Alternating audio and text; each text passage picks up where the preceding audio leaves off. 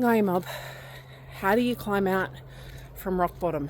So last week I said I would start a series on how I'm climbing out from rock bottom, and the biggest thing was that there was a few moments where I realized I'd hit as far into my rock bottom as I'm willing to fall. Like, there's always further that I can fall, but for me this is as far as I'm willing to go, because who I'm being in the situation that I'm in is affecting those that I love, and they are no longer beneficiaries of my circumstances, but the damage, the collateral damage to those that I love because of my rock bottom is no longer okay for me. So this is my climb, and the biggest thing is recognizing where I'm at and finding a way to accept it and own it, and to having a purpose or something that is bigger than my fear and something that is worth fighting for, and the potential is greater than my pain. And for me, I would prefer to fail at my dreams than let my fear succeed. There's Waku Mob. He's been following me along this path and letting me know he's there and that I'm supported and guided. So for me, it's about having a purpose and a dreaming that is stronger than the pain and the fear that I'm in. And it's having someone else that is worth fighting for, that is bigger than me in this season. So for those that don't know me, my name is Chantel Thompson. I'm known as the Barkindji Warrior. I'm a proud Barkindji Yimpa woman. I'm a mum of 5. I'm a world champion in Brazilian Jiu-Jitsu 3 times. I'm on my journey to black belt. I am the founder of the Warrior Heart, which is stand in your power, be your truth, and follow your heart. And I'm a storyteller, a motivator, and I'm the founder of the Kilana Foundation, which is an empowerment program, life skills, cultural reclamation, well-being for Aboriginal women and youth. So how do you climb out from rock bottom? First is being able to recognize and own that you're in your rock bottom. And for me, recognizing that who I'm being and where I'm allowing myself to sit right now in my journey morning is hurting those that I love. And recognizing that no one's coming. People can help me, people can support me, but the responsibility is on me. They can't do the work for me. I have to get up. I'm the one who has to do the reps. I'm the one who has to follow through on doing the things that I know are going to create the change. So it's not just about reading the books on healing. It's not just about the journaling. It's not just about the talking to the camera, because this I find easy. It's the personal accountability within myself to rebuild my self-trust in myself, and my accountability to myself to go, I'm gonna do the things I said I was going to do to get me sorted, to get me solid. Because here's the thing, in order for a tree to become a tree, it has to first stop being a seed. So it's about letting go of who I think I am and being brave enough to become whoever I'm meant to become and to grow from where I am.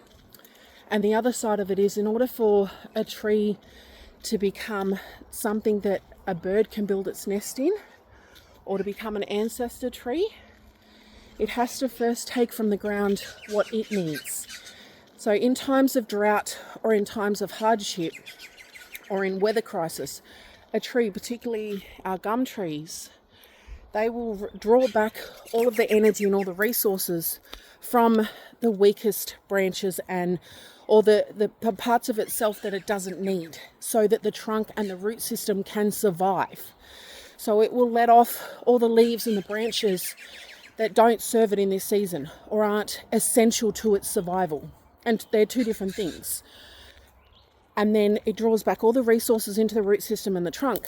And then when the weather turns and there are more resources, it will allow those nutrients to go back up into the branches and into the leaves and regenerate itself.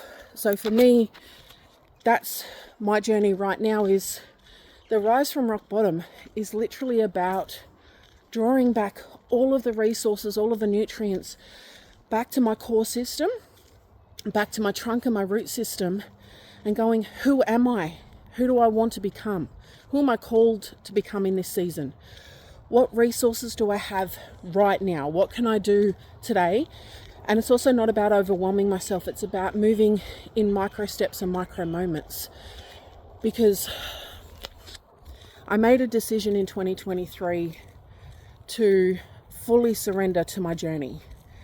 And I asked the ancestors, my dreaming, and the universe.